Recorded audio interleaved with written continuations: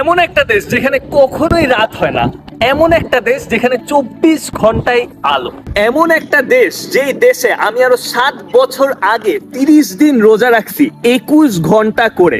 আপনি এখানে সকালে ঘুম থেকে উঠে দেখবেন সূর্য, আবার রাতে যখন আপনি ঘুমাতে যাবেন তখনও দেখবেন সূর্য।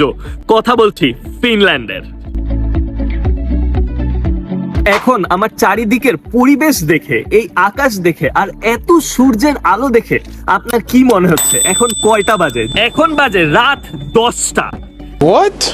কিন্তু আপনারা হয়তো ভাবতেছেন যে রাত 10টা, তবে এত আলো কেন? অনেকের মাথায় এটাও প্রশ্ন আসতে পারে যে এখানে যদি সূর্য অস্ত না যায় তাহলে সূর্য উদয় হয় কিভাবে? এখানকার মানুষরা নামাজ পড়ে কিভাবে?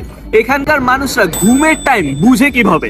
এই সবকিছুই আজকে দেখাবো এই ভিডিও। এটা শুধু ফিনল্যান্ডে না, পৃথিবীতে 6টা এমন দেশ আছে যেগুলোতে গ্রীষ্মকালে কিছু কিছু সিটিতে কখনোই রাত হয় না, আর উইন্টারে কিছু কিছু সিটিতে কখনোই সূর্য উদয় হয় না, 24 ঘন্টায় অন্ধকার থাকে। আর এই 6টা দেশ হলো Norway, Finland, Sweden, Canada, Alaska আর আইসল্যান্ড।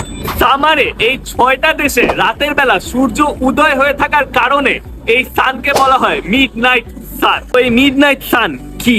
আমরা জানি পৃথিবী নিজের কক্ষে ঘুরে, তাই দিন আর রাত হয়, কিন্তু পৃথিবী আবার সূর্যকে কেন্দ্র করেও ঘুরে।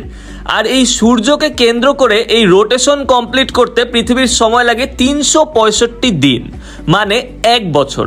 তো আমাদের পৃথিবীটা কিন্তু সোজা ঘুরে না, পৃথিবী ঘুরে 23.5 ডিগ্রি অ্যাঙ্গেলে একটু বাঁকা করে।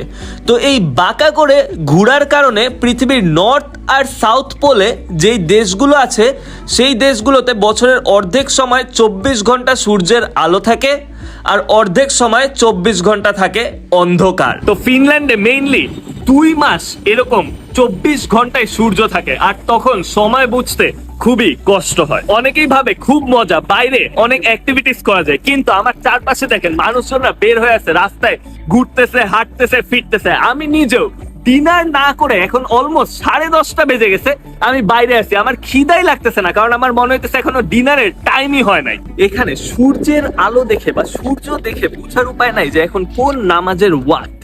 তার জন্য অনেকেই ঘড়ির টাইম অথবা ডিফারেন্ট মুসলিম অ্যাপ আছে যেগুলো ফলো করে নামাজের জন্য।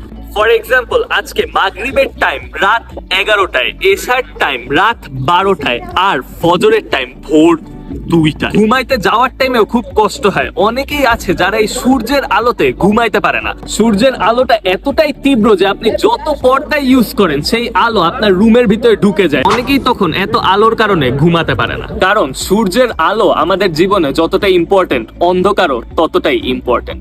একটা রিপোর্ট অনুযায়ী জানা যায় যে অন্ধকার আমাদের ব্রেইন সেলসকে রিওয়ার করে, আমাদের মেন্টাল হেলথকে ডেভেলপ করে এবং আমাদেরকে অনেক ধরনের রোগবালাই থেকে রক্ষা করে। তাহলে আপনি যদি এমন একটা দেশে থাকতেন যেখানে বছরের অর্ধেক সময়ই রাত হয় না, তাহলে আপনি কি করতেন আর আপনার কেমন লাগতো? জানিয়ে দিন কমেন্ট সেকশনে।